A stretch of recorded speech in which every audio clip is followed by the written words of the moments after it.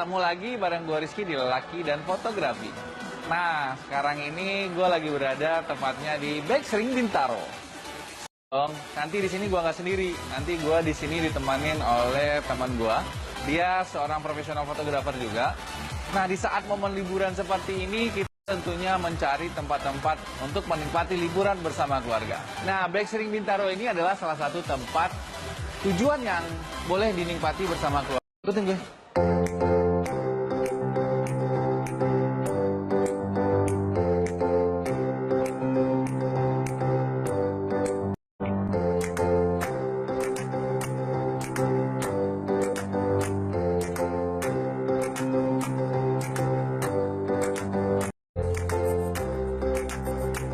Woi bro, lo ngapain di sini tuh? Lu udah menggigil. Lu udah menggigil. Motonya nggak di sini lo. Motonya nggak gitu. Nah di sini nih. Di sini. Lu udah menggigil begini, nggak pakai jaket lagi. Lu tuh gemeteran tuh gemeteran tuh.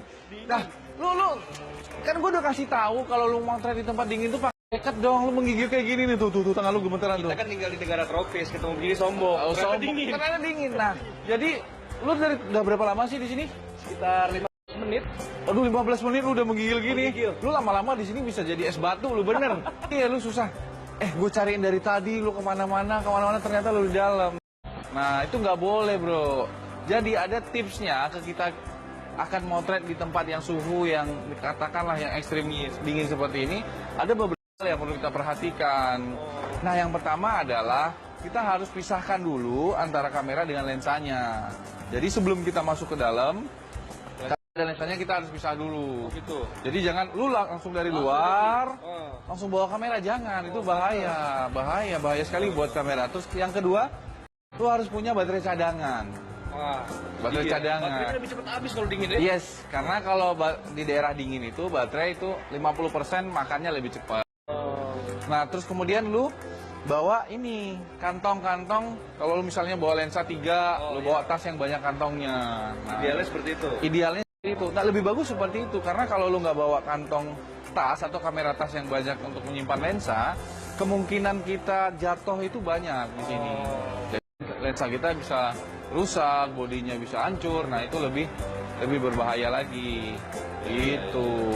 Dan yang paling penting itu adalah lu harus minimal nih, kita sudah keluar dari tempat dingin ini, kita harus diamkan minimal 1 jam kamera atau lensa kita. Di tempat yang suhunya masih sama? Suhunya minimal netral. Netral itu artinya kalau kita di daerah tropis itu 30 sampai 36 derajat. Kalau misalnya dalam ruangan ini kita minimal harus keluar dari ini gitu loh. Kalau dalam ruangan ini kan udaranya tempat kita berdiri di sini masih dingin nih. Betul. Nah, jadi kita minimal harus keluar ke minimal pintu masuk. Jadi usahakan perbedaan suhu yang dari dalam ini keluar itu kita diamkan minimal 1 jam. Jadi bergeraknya drastis. Nggak boleh drastis karena itu bisa menyebabkan sensor ya kondensasi, dan sensor itu sensitivitasnya mulai berkurang. Nah jadi seperti itu bro. Oh jadi ini informasi yang sangat mantap nih bang. Iya. Cuman nih kita berdiri aja kayak kondangan nih. Iya benar. Iya benar. Gimana kalau kita cari tempat duduk? Yuk.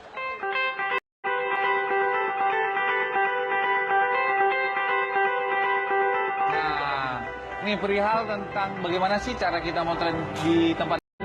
Pengalaman yang gue dapetin di Jepang itu ketika -10 ada beberapa hal yang perlu kita perhatikan. Nah seperti cuaca. Nah ketika kalau misalnya salju saja turun tapi angin kencang itu perlu kita waspadai. Biasanya kita pakai raincoat dari kamera dan body itu biasanya ada. Kitanya juga pakai jas hujan. Oh pastinya kita harus pakai, kalau enggak kita gempor, nggak bisa kita. Nah tadi setelah dari Jepang, nah ini tips juga kita motret di Bromo. Kalau di Bromo itu terkenal dengan angin yang super kencang. Pasir ya katanya. Iya. Nah, kalau lu pernah ke Bromo pasti lu tahu dia angin terus ada pasir. Nah itu luas padai di sana. Bagaimana sih cara mensiasatinya? Kita harus tahu nih.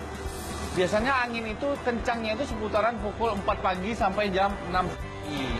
Jadi biasanya itu apa ya kalau orang bilang di sana? Oh itu justru orang-orang ramai lagi mau ngambil sunrise kali ya. Itu jam 4 sampai jam 6 pagi. Tapi bisa kita siapkan.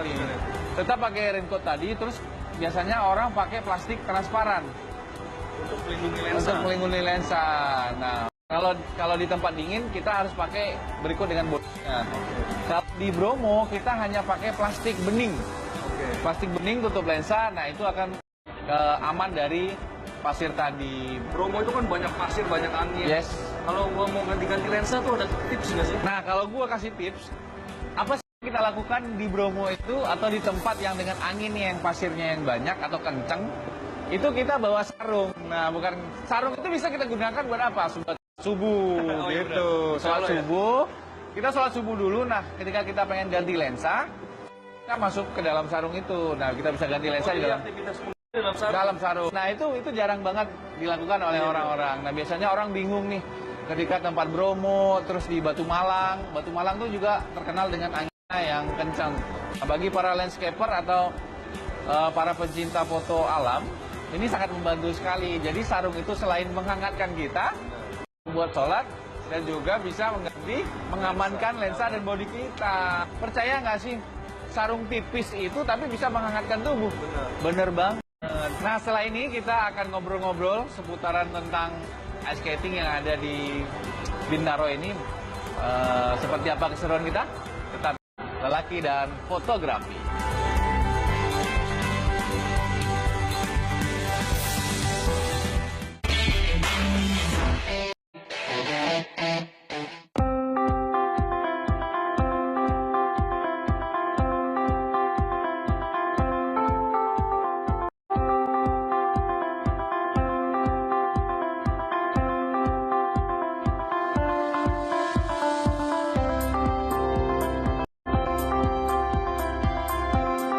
Selamat pagi Mas Zaki. Pagi, iya. Halo. Waalaikumsalam. Iya. Ya, saya mau ngobrol sedikit dengan Mas Zaki, boleh ya? Boleh. Nah, lu di sebelah situ kayaknya lebih seru, bro.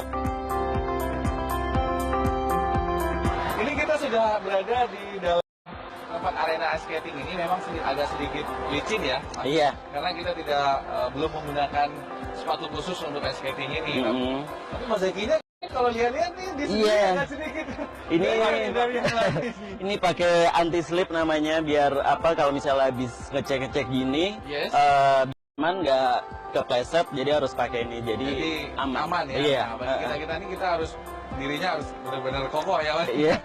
Ini ngobrol-ngobrol tentang ice skating, gue pengen nanya nih Mas, sejarahnya ice skating di BX ini awalnya dari gimana sih Mas akhirnya berdiri ini ice skating ini? Iya, dulu kan memang pertama beroperasi BX Ring itu di Desember 2013. Desember 2013. Iya, jadi Oke. sekarang udah 5 tahunan Yes, luar kita biasa. beroperasi. Terus ini akhirnya kok bisa ya ini es ini dibawa ke sini ini? Gimana sih cara pembuatan es ice skating ini Mas?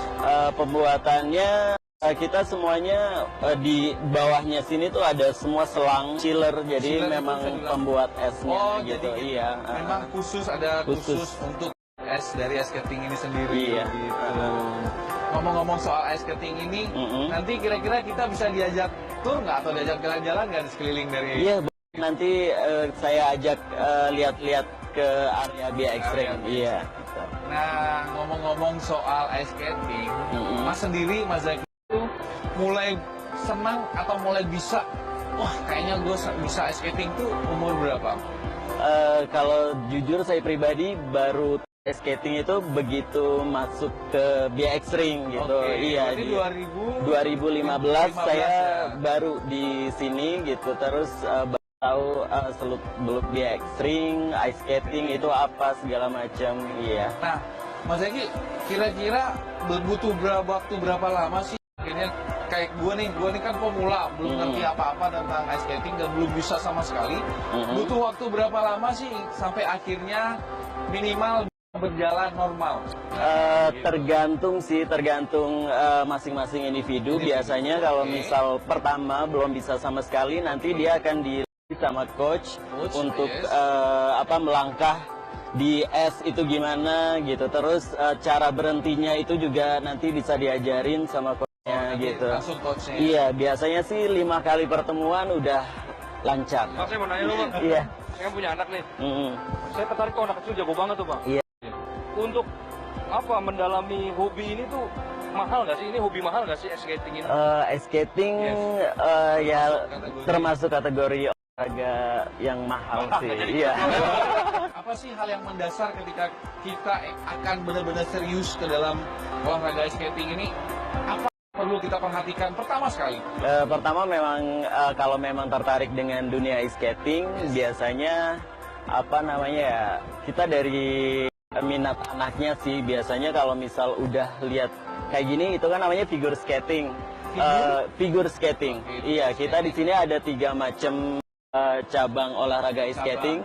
Jenisnya ya? Iya, Jenis apa? figure skating, ice hockey sama short track. Short track. Iya, Itu kalau betul. figur apa jenisnya? Apa Figur itu biasanya yang pakai keindahan gerakan? iya, keindahan gerakan kayak pakai koreografi itu yang contohnya itu. Nice. Terus yang satu lagi yang Ice hockey Ice itu hockey hoki olahraga hoki cuman di atas es gitu. Iya. Kalau yang terakhir? Short track itu ice skating tapi lebih ke kecepatan. Speed. Iya, speed Oh, dia skating. lihat speednya harus kencang gitu. Iya, jadi memutari ice ring gitu. Biasanya mereka akan tanding sih gitu, akan tanding Oh, ada di perlombaan. iya, ada perlombaannya juga di Indonesia. Kita ada Indonesia Ice Skating Open gitu. Terus juga bukan cuma di Indonesia aja, biasanya mereka akan ke Malaysia, Singapura, Thailand untuk tanding. Nah, biasanya kalau misal apa udah rutin tanding kan mereka mewakili Indonesia, itu juga kan iya jadi, gitu. jadi aset buat atlet kita, atlet untuk bangsa kita. Nah, Iya. Bang, ini kan kita di negara tropis nih. Mm-mm. Saya sangat terkagum-kagum nih. Ini dingin banget nih. Iya. Kalau saya naruh teh jadi nih. Boleh tahu nggak ini derajatnya berapa nih suhunya? Kalau di sini di ice ring, kalau misalnya di bawah permukaan yang di bawah itu sekitar 19. wow. Iya, minus. Minus. Iya, minus 19. Kalau misalnya udah dimulai pinggang orang dewasa ke atas itu minus 10. Pantesan. Iya. Pantesan dari tadi gue lihat berapa giginya goyang-goyang, gue kira dia kata kedinginan dia ternyata. Nah, Mas Eki, Mm-mm. kita ini kan sudah berada di sini nih, kayaknya nggak seru nih guys, kalau kita nggak di jalan-jalan melihat Mm-mm. alat-alatnya, fasilitasnya, Iya, boleh. bajunya seperti apa. Mm. Boleh ya Mas Eki? Boleh, iya, Oke, ayo. yuk langsung aja ikutin dia di Lelaki dan Fotografi. Yuk.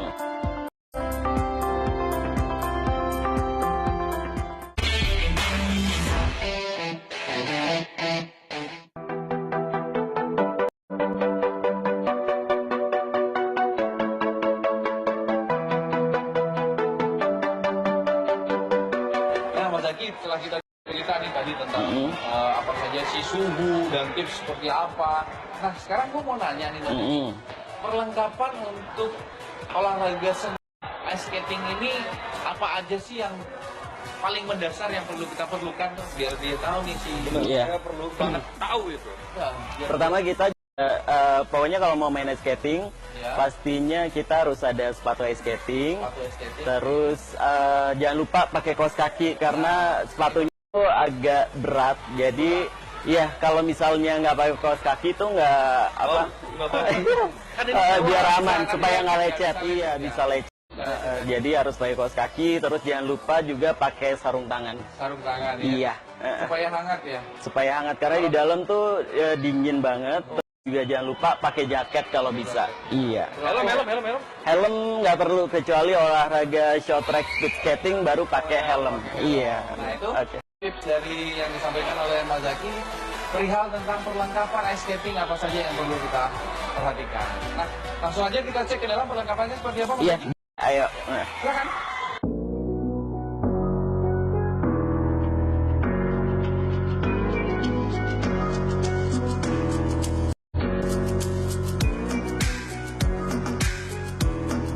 Ya, oh. Wah, gila banyak amat. Hmm. Ini apa sih ini Mas Zaki? Nah ini tuh sepatu-sepatu yang disewakan di BX Ring. Jadi ini sepatu figure skating. Diulang Jadi sepatu figure skating. figur Iya. skating. Wah, keren. Ini bahannya dari apa aja ya Mas Zaki? Ini bahannya material kulit. Terus di bawahnya ini ada pisaunya. Oleh Jadi iya.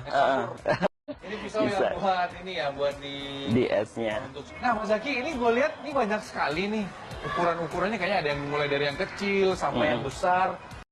Di sini ada beberapa ukuran sih, Mas Zaki? Kita mulai ukuran dari 25 paling kecil, paling besarnya ada 47. Nah, di pojok itu gue lihat itu kan warna coklat tuh, Mas Zaki. Itu kok beda sendiri ya di situ? Terus taruhnya Hanya di sana tuh. Itu apa sih? Itu premium skate, jadi Wow, sepatu premium ice skating yang kualitas lebih bagus. Lebih bagus? Iya, jadi itu disewakan juga, cuman ada biaya tambahannya. Oh, Iya. Ini bedanya apa ini? Ini bedanya. Bedanya ini kualitasnya, iya. Ya, itu beda warna. Ini lebih bagus kualitasnya yang Lebih jelas. bagus ya. Iya. Tapi apa ini namanya pisaunya ya? Iya, ada pisaunya Pisaunya blade-nya. ini apa namanya dulu? Blade. Blade. Iya. Blade ini sama blade yang disewain ini sama apa beda? Sama, cuman kualitas sepatunya aja sih. Oh, Gitu. nyaman. Iya. Oh, ini kayaknya ini bro ada busanya. Bludru dalamnya anget. Enak nih. Ini ada lagi yang warna hitam? Ada lagi nih. Ini sepatu coach. Oh, ini khusus Iya, coach. khusus coach. Iya, beda. Aja ininya bagaimana enggak? Enggak sih sama. Cuman Ini sepatu cewek sebenarnya bro. figur Karena ada skating. haknya ya, ada haknya.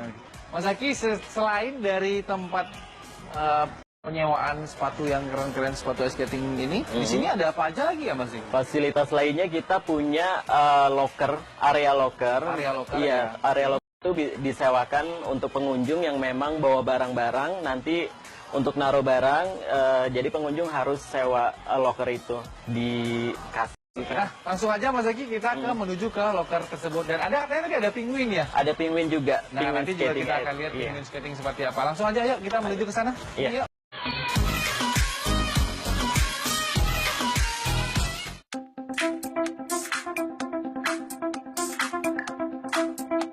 Nah, ini kayaknya kita udah seru nih. Kita di sini banyak sekali orang-orang yang latihan. Wih, itu yang ada figur tadi ya.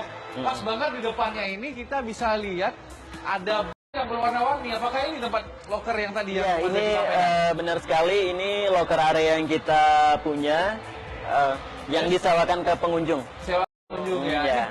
Ini gue lihat nih Mas, ada warnanya ada banyak nih. Ada hijau, merah, biru. Dan itu menandakan yang apa ya? Sama hijau. Sama aja sih, semuanya sebenarnya sama aja, cuman besar kecilnya aja. Jadi kalau misalnya yang tadi saya ceritain, yang besar sama yang kecil itu kan beda harganya. Iya, betul. Kalau yang Iya. kecil warna apa Mas? Yang Kayak nggak kecil nentu ya? nggak nentu sih, bebas. Jadi merah, biru, hijau itu ternyata hanya warna dari locker Iya, itu ya. warna Tapi yang locker aja. membedakan itu harga dari Harga. besar kecil dari locker tersebut. Hmm. Iya. Nah, by the way nih yang dipegang. Dia kaget dia nih, tiba-tiba dia kaget megang penguin. Kok tiba-tiba ada penguin di sini nih Mas? Iya, Nah, ini apa ini penguin, Mas? namanya penguin skating aid. Ini alat bantu buat yang bisa main skating. Ini bisa buat dipegang, didorong gitu. Oke. Biasanya sih untuk anak-anak kecil. Oh, dia akan iya. menuntun kita ke jalan yang benar. Iya. Iya. Minimal menuntun supaya nggak jatuh. Iya. Supaya nggak jatuh. Berarti ini untuk orang yang pertama sekali belajar ice skating. Mhm. Nah, ngomong-ngomong orang belajar ice skating, Mas Eki, anak usia berapa sih yang sudah diizinkan untuk main ice skating? Oke. Sebenarnya anak umur minimal sudah bisa main ice skating. Minimal 4 tahun. Iya, minimal 4 tahun. Didampingi. Perlu didampingin. Kalau misalnya dia belum pernah sama sekali main ice skating, harus didampingi pelatih gitu. Nah, setelah ini nanti kita akan kedatangan satu teman gue lagi nih, Mas Zaki dan Bro Apung. Kita akan seru-seruan di sini. Kita akan ambil foto, ini banyak sekali. Kayaknya tadi ada yang pakai baju gaun, baju balet, tapi di ice skating itu bakal seru nih. Pengen tahu keseruan kita seperti apa? Saksikan terus di Lelaki dan Fotografi.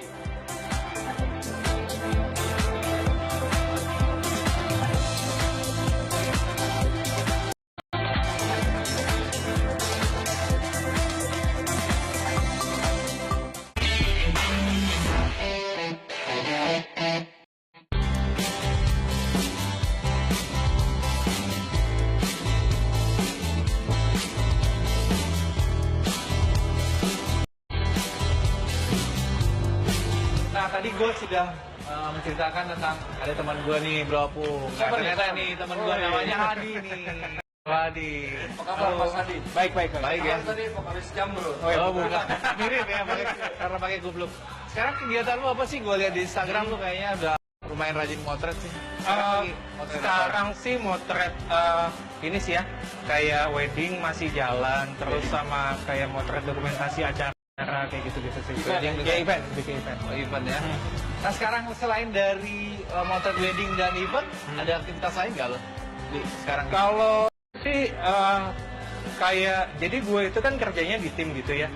Jadi kalau misalnya kita biasa ngerjain kalau nggak foto itu kan otomatis ada videonya juga. Kadang gue bantu di videonya juga, ngedit video kayak gitu-gitu. Berarti Jadi masih berhubungan sama satu gitu. Kalau lu motret di luar genre ada nggak sekarang? Genre apa nih? Sekarang lu motret kan wedding nih, gitu. Aha. Lu motret model, motret landscape atau apa, ada nggak? Oh, gue kalau misalnya lagi itu, misalnya pas lagi kayak nggak ada job gitu ya. Iya. Paling sih motor landscape sih ya. Landscape Iya. ya? Oh, enak ya landscape tuh ya bro. Nah. Lu suka nggak? Gue landscape kurang. Oh gitu. Banyak loh ternyata. Enggak yang gue tanya. Lu biasa melakukan foto wedding sama landscape. Yes. Secara teknis tuh apa yang membedakan antara motret landscape sama wedding? Yes. Entah itu settingan atau apa, ada yang beda nggak sih biasanya? Kalau foto landscape itu kita lebih tenang motonya. Kan misalnya kayak kita kalau moto, fotonya kombinasi juga nggak tenang. misalnya kayak kita moto pantai atau gunung gitu ya.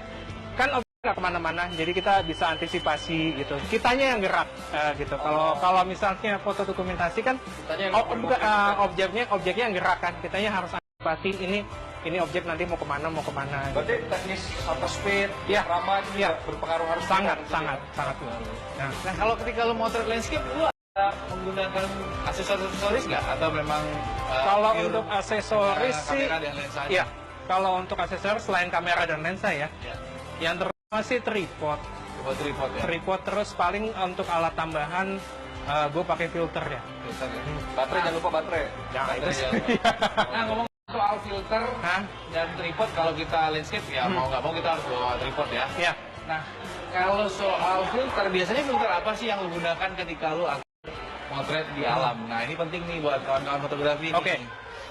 Kalau landscape itu gue biasanya motonya pas pagi, sunrise biasa kita yang atau sunset pas tenggelam. Yes. Jadi filter yang biasa gue pakai adalah graduate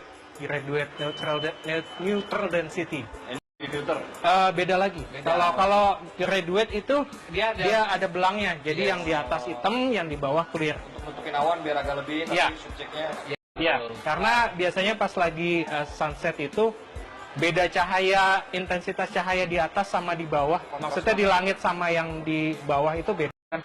Kita buat nyamainnya pakai itu, pakai graduate betul. filter. Jadi ketika kita akan motret, biasanya kalau yang begitu ketika kontras warnanya itu terlalu kuat. Contoh, misalnya lu motretnya di pukul 2 sampai pukul 3. Nah, itu langit dengan bawah itu kan berbeda. Nah, kita bisa pakai ya filter yang disampaikan sama tadi bro. Nah, kalau ND itu lu pernah coba nggak pakai filter ND?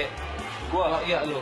ND Lu kalau aja landscape nggak suka, gimana pakai ND? Nah, kalau lu bro, tadi lu pernah nyoba nggak selain dari filter yang lu gunakan tadi, lu pernah nyoba nggak filter-filter yang lain? Kalau yang lain, CPL, polar. ya ND2 itu sih kebetulan gue pakai karena kebetulan holder itu penyangga untuk filternya ya. Ya. Itu sudah terpasang CPL-nya juga. Ukuran ring ya, Iya. itu ukuran ring Ukuran dari itunya. lensa kita. Perlu kita perhatikan ada beberapa filter selain ND, CPL dan lain-lain itu juga ada beberapa tipe 0,4 Ya. sampai dengan 6. Ya. Nah, ND itu. Jadi kita bisa ya tergantung kebutuhan apa saja sih yang kita butuhkan gitu. Berarti selain dari landscape nih, lu kan sekarang sibuk motret event sama wedding ya. Ya. Hal-hal yang menggelitik apa sih yang bikin lu wah ini kayaknya nih, di wedding ini ada suatu momen yang benar-benar menggelitik lu? Oh. Itu apa gitu? Kalau wedding itu kalau di Indonesia ya biasanya dilaksanakan tuh di 2 tempat. Maksudnya 2 tempat itu 2 set. Kalau nggak di gedung atau nggak di rumah kan. Ya. Nah, kalau di rumah itu biasanya kan pelaminannya tidak sefleksibel yang di gedung yang lebar ya. Terbatas ya? Nah, terbatas. Oke. Nah, masalahnya itu kalau pas pelaminannya terbatas, kadang kita kan suka foto keluarga tuh bareng pengantin. Yang datang tuh suka gerombolan gitu. Suka rame ya? Nah, ramean, tempatnya terbatas banget. Harus ngakalin gimana nih caranya bisa masuk. Padahal kita udah bilang, ini gantian aja kayaknya keluarga teman-teman. Enggak, Mas, ini semua dimasukin aja. Waduh. Bagaimana cara menghadapi hal-hal yang seperti Ya ini? udah, terpaksa kita nggak masukin semuanya di platformnya itu. Ada yang di depannya, ada yang gimana gitu-gitu. Jadi Bisa-bisanya kita masukin aja lah gitu. Itu sesuatu hal yang menurut lu itu cukup menggelitik lu Iya, banget ya. iya. Nah bro, Yuk. gue udah lihat Instagram lu nih. Waduh, Gua udah stalker cek-cek. nih. Gue salah satu orang yang mungkin kepo sama lo nih. Oh, gitu ya. Gak follow. Tapi tetap gue follow, Nah ini lu bisa kasih lihat. Oh, oke. Lu pilih, Hah? biasanya kan ketika kita upload foto di Instagram itu adalah Nah. sudah foto pilihan yang terbaik kita. Oke. Nah, gue pingin lu pilih 2 foto lu baik, nanti lu kasih komentar kenapa sih lu akhirnya milih 2 foto ini gitu. Gitu. Bisa dilihat Instagram lu. Oke. Mungkin salah satunya ini. Coba gue lihat. Ini ya mungkin semua orang udah tahu. Tugu Monas, tapi Ya. menurut gue ini sangat luar biasa dengan golden light-nya. Ya. Nah, lu ceritain kenapa sih lu akhirnya lu milih ini, Dok? Ini gue fotonya pakai lens 12. Atau pakai handphone jangan. Atau ngambil dari Google enggak? Nah, Nah, lu yang bikin gue berkesan itu kenapa akhirnya lu? ini foto awal-awal foto yang pertama tadi gue bilang tadi ya, landscape itu kan alat pembantunya kita pakai filter. Nah ini awal-awal gue belajar filter dan ternyata disinilah gue bilang, ternyata kalau pakai filter itu hasilnya bisa beda banget gitu. Nah, ternyata ini foto pertama rekam dia Bro Mungkin Adi. fotonya mungkin dilihat biasa aja tapi ini sangat-sangat personal Nah, buat gue. itu. Terus yang satu lagi nih, Lu pilih harus satu lagi nih. Nah, satu lagi yang dari baik yang momen ya. Ya. Ini foto cosplay. Cosplay, oke. Cosplaynya Power Ranger. Oke, iya gue lihat. Sangat ikonik sekali. Yes. Ini dia foto ini sampai dinotis sama pemeran Ranger merahnya yang asli. Oh, yang dari Jepang. Bukan, yang dari Amerikanya. Kan kalau dari Jepang itu kan Versi Super aslinya Sentai. Jepang ya? Ya, versinya Jepang. Beda. Tapi yang ini versi US-nya. Dia komennya seperti apa? Enggak, dia nggak komen sih, dia cuma nge-like aja gitu. Oh, dia nge-like. Wah, berarti ternyata versi asli dari... Gue jujur gue sendiri sampai kaget. Waduh, luar biasa. Kok nih orang sampai nge-like Si foto? Ranger merahnya ya? Iya. Nah itu ketika kita motret momen kita bisa berbicara dengan fotonya gitu loh. Dan ini si Bro Hadi ini menceritakan ternyata si Ranger merah aslinya ini yang dari Amerika ternyata nge-like fotonya dia, luar biasa. Nah, ngomong-ngomong soal foto nih Bro Hadi, kan kita ada banyak genre ya. Nah, kita kan sekarang lagi berada di ice skating nih. Iya. Ice skating itu kan salah satu termasuk ke dalam sport fotografi. Sip. Nah, menurut lo, sport fotografi atau kita motor ice skating ini bagaimana sih? Apa sih yang hal-hal yang perlu diperhatikan? Menurut lo seperti apa? Oke.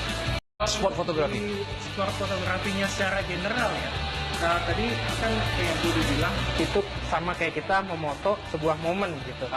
Dan untuk kayak ice skating ini, kita bisa pelajari dulu gitu. Jadi gerakan-gerakannya ini seperti apa, kita melihat dulu. Iya, kita ngeliat dulu. Jadi nggak langsung, ada ini nih, kita langsung buru-buru ngeluarin kamera. Kita pelajari dulu, para skaternya ini muternya kemana aja, karena tempatnya ini kan terbatas. Dia biasa ada titik-titik menarik tuh, dia melakukan satu pose itu di sebelah mana. Nah, kita baru coba di situ, itunya apa? Yang pertama harus memperhatikan si modelnya itu seperti apa. Nah, kita udah pegang kamera masing-masing nih. Bro Apung tuh, lu juga udah pegang, gue juga udah. Langsung aja kita jajal ke arena BX Ring ini. Ayo.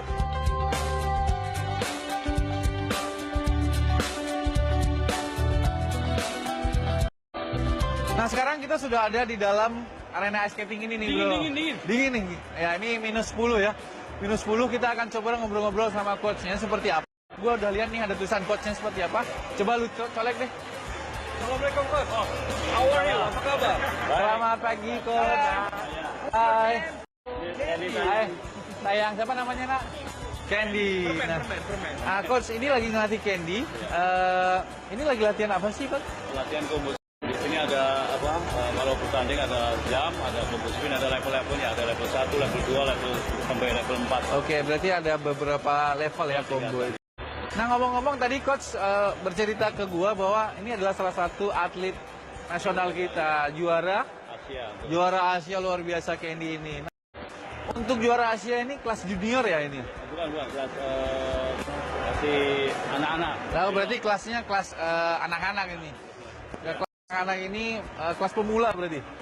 Kelas pemula, tapi sudah juara Asia luar biasa. Nah, untuk tahap pemula ini apa saja sih coach yang perhatikan tipsnya coach? Untuk Pemula. yang penting bisa jalan dulu. Posisi di dulu benar, posisi seperti ini jalan, ya. Posisi Nanti baru jalan. jalan. Di sini buat ya. Posisinya V ya? V position.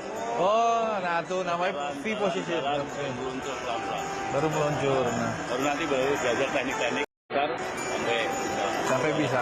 Nah, untuk anak-anak ini gue agak sedikit kedinginan hari ini dingin banget di sini nih, dingin banget. Untuk anak-anak ini coach, umur minimal itu umur berapa dia baru akhirnya boleh untuk ikut olahraga ice skating ini? Baiknya umur 3-4 tahun sudah mulai pengenalan olahraga ini, karena umur 8 tahun mereka banyak bertanding, kalau enggak kita ketinggalan. Nah, jadi bagi para pencinta fotografi yang punya keluarga atau anak-anak juga mencintai olahraga seni ice skating ini, lebih baik itu pada usia 3-4 tahun sudah mulai dikenalkan dengan olahraga ice skating ini. Waduh, luar biasa nih, dingin banget di sini. Coach, terima kasih atas waktunya. Ya, sama-sama. Nanti di sini gua akan coba ambil foto-foto yang terbaik di sini, Coach, ya, seperti apa? Ya, Candy. Ya, Candy. Mudah-mudahan sukses terus. Sukses ya. Nah, gua akan coba ambil di sini fotonya seperti apa. Yuk, lu apa gua duluan, apa Hadi duluan dulu? Hadi duluan. Tamu duluan. Berarti tamu duluan. Ya, silakan Hadi duluan untuk mengambil fotonya.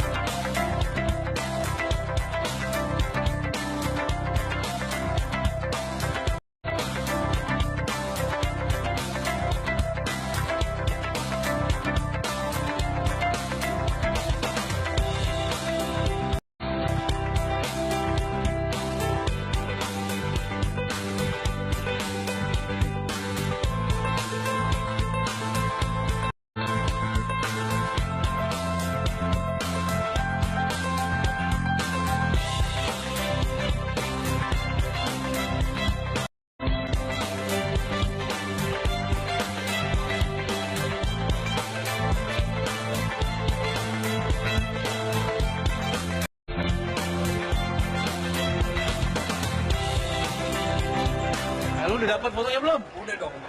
Mana? Berarti lu udah dapat belum? Coba kita lihat Kalau foto. gua, karena kamera gua bisa oper ke handphone, udah gua oper ke handphone. Langsung live report. Mana Oh, ya? iya. Favorit gua nih yang ini nih tadi. Nek, ini nggak bagus, tapi gua suka. Abstrak. nih. Abstrak. Luar biasa ini. Biasa ya kan? Ya, luar biasa. Ini bagus-bagus banget ini. Tapi ya. Apa sih akhirnya lu memilih ini akhirnya? Ini kalau Ini kelebihan sebentar gue jelasin karena kita lihatnya dari handphone. Ini kameranya dia ini Dropang ini bisa langsung kirim ke kirim ke handphone. handphone. Ini mutakhir zaman kekinian. Nah, kenapa sih lu akhirnya memilih ini? Ini kalau dari sisi teknik fotografi ini gagal sebenarnya. Tapi Gagal kalau sih. dari nilai artistik ini perfect menurut gua. Kayak lukisan-lukisan Picasso. Abstrak. Semakin abstrak karya lo, maka karya lo akan semakin dikenang. Gak jelas foto gua kan? Gue sih jelas. Jadi ini salah satu penari ice skating. Ya, gue bisa nyampe sih pesan ke gue sih kalau gue nih seorang atlet, seorang yang melakukan gerakan ice skating cepat dan hasilnya ya seperti ini. Kalau gerakan cepat hasilnya seperti ini. Nah, lu menggunakan settingan apa sih di sini? Ini kalau gua kalau foto selalu pakai ISO paling kecil. Jadi kalau di kamera gua ini ada 50 ISO-nya. Ya, Nah, shutter speed-nya gua tadi kecepatan orangnya itu kurang lebih 1/20 ini. Jadi 1/15 atau 1/20 dengan bukaan tetap 2,8 biar tetap oke. tetap oke, keren. Dan menurut gue ini adalah fotonya keren karena pesan yang disampaikan itu juga sampai sih ke gue. Nah, Bro Adi, lu foto lu seperti apa nih? Ini foto gue kurang lebih sama ya, cuman kayak gini dibikin color juga. Oh, dibikin color Iya, ya. kayak mau jatuh ya. Bagus. Jadi kita ngambil white-nya. Riwayat, ya. Terus settingan yang gue pakai di sini, ini bisa lihat shutter speednya gue main di 1/30, Nomor 30. bukaan lensanya atau aperture-nya 35, ISO-nya gue pakai di 2,5. 2,5, ya keren sih. Kalau gue di sini pakai Abstrak juga. Ini gue seneng yang gini. Nah, ini abstrak kan? Kenapa gue ambil ini? Karena gue pakai teknik panning.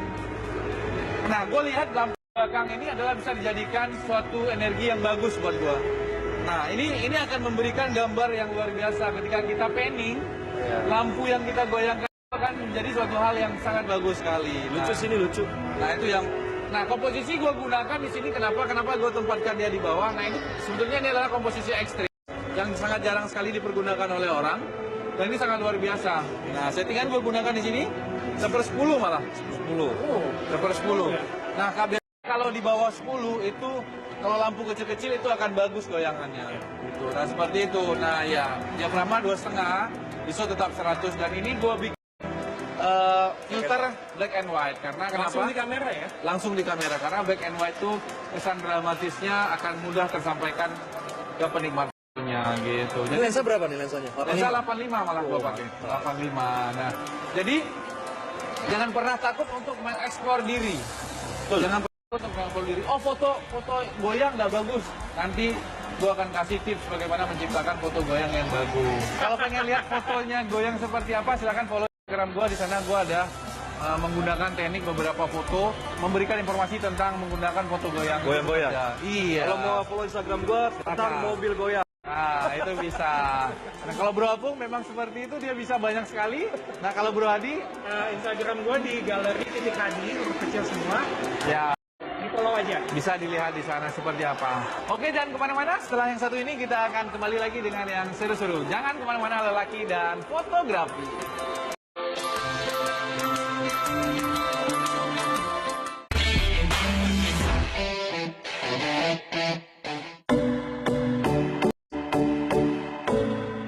Nah, kita sudah bersama dengan atlet nasional kita nih.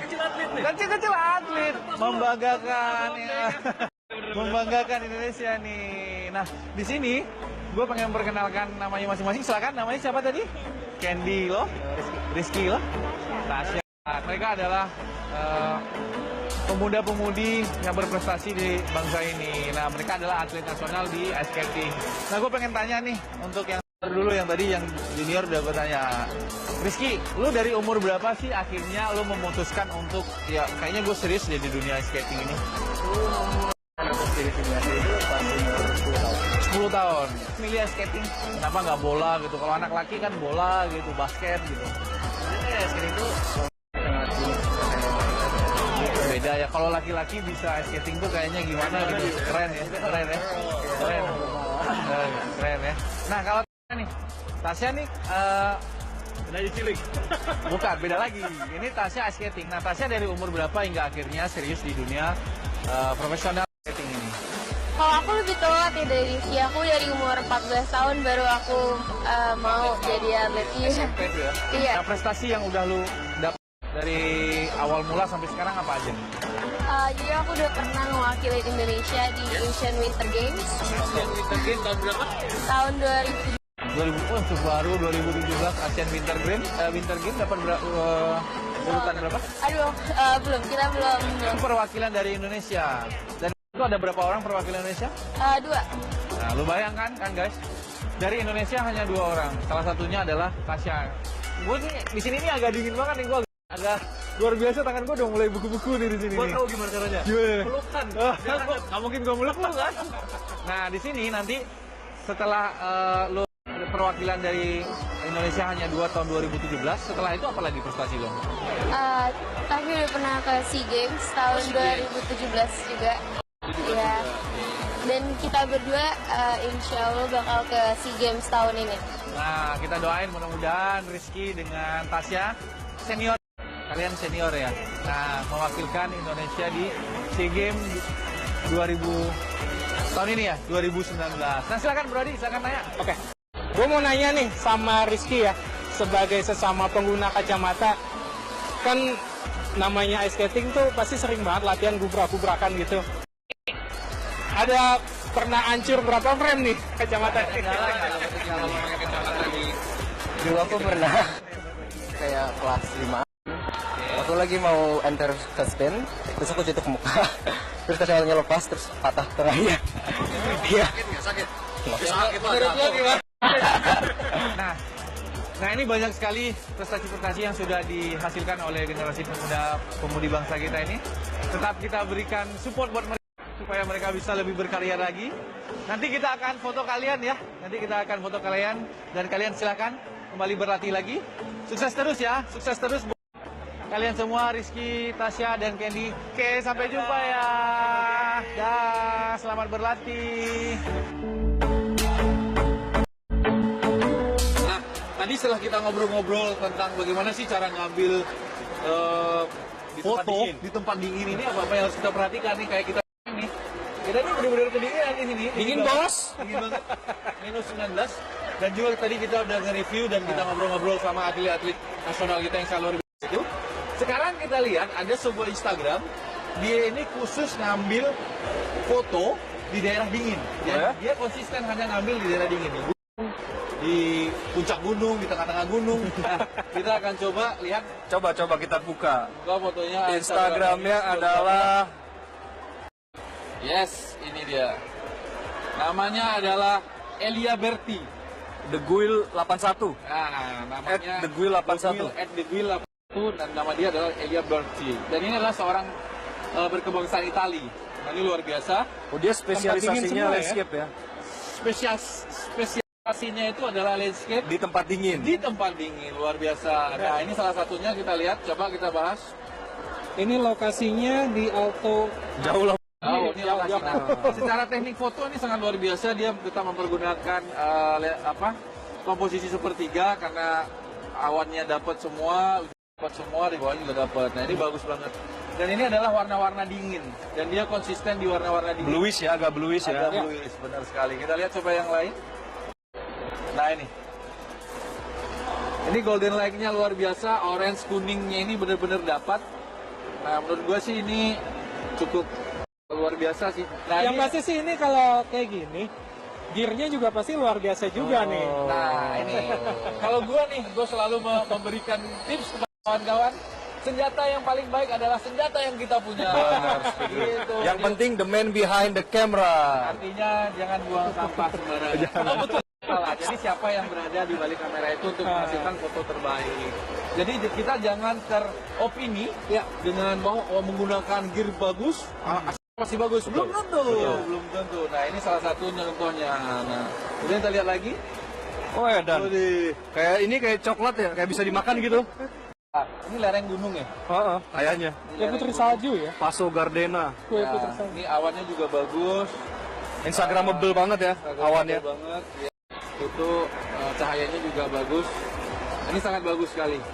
Udah gitu nih gradasi highlightnya cantik banget. Ini kan kita udah siap nih lihat Instagram yang keren nih. Nah, gue pengen tanya nih sama Bro Apang, sama Bro Hadi. Ya, lu coba kasih tips ketika apa-apa saja sih yang perlu kita perhatikan ketika kita memotret di tempat dingin seperti ini.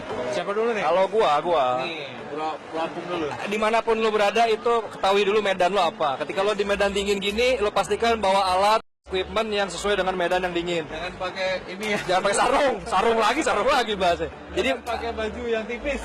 kayak ini salah baju nih, ini salah kostum nih. Pertama itu, yang kedua teknik fotografi yang kalian sudah pahami, optimalkan itu, lakukan itu dengan teliti dan baik. Kalau dari Mas Hadi, Ini, pakai ini. Oke, dipegang aja. Oke. Kalau dari gua ini ya, karena ini kan di sini tempat umum dan kita kan di sini moto. Kita paling nggak posisi kita itu jangan sampai ganggu aktivitas yang ada di sini gitu. Jadi kalau misalnya kita punya lensa tele itu plus banget. Jadi nggak ganggu, kita bisa ambil dari pinggir, tapi kita bisa ngezoom yang jauh gitu. Digunakan equipment yang membantu kita seperti menggunakan lensa tele. Nah, kalau dari gua adalah perhatikan apa-apa aja angle yang kita ambil. Nah, kayak tadi gue langsung tercipta di otak gue, ternyata gue di sini nih karena banyak sekali gerakan-gerakan. Dan ketika misalnya gue akan mengambil foto itu dengan freezing, pasti akan banyak orang yang akan masuk ke dalam, kesannya akannya berserakan. Ya. Nah, itu yang perlu kita pikirkan adalah kita harus benar-benar tahu konsep apa yang kita ambilkan. Di sini gue menggunakan teknik panning sehingga sekian banyak orang ini bisa menjadi atau dia pergerakannya tidak terlihat ke dalam kamera kita. Nah, seperti itu. Jadi hal-hal tips-tips yang sederhana seperti ini perlu kita perhatikan ketika kita akan memotret tempat dingin. Nah, udah 1 jam kita berkeliling-keliling di Tambah tempat dingin ini. juga, Pak. Dingin banget di sini. Dan kita udah memberikan tips-tips bagaimana cara di tempat dingin. Terus explore diri kita, terus belajar, terus nikmati, terus pahami kamera yang kita punya. Jangan pernah malu belajar.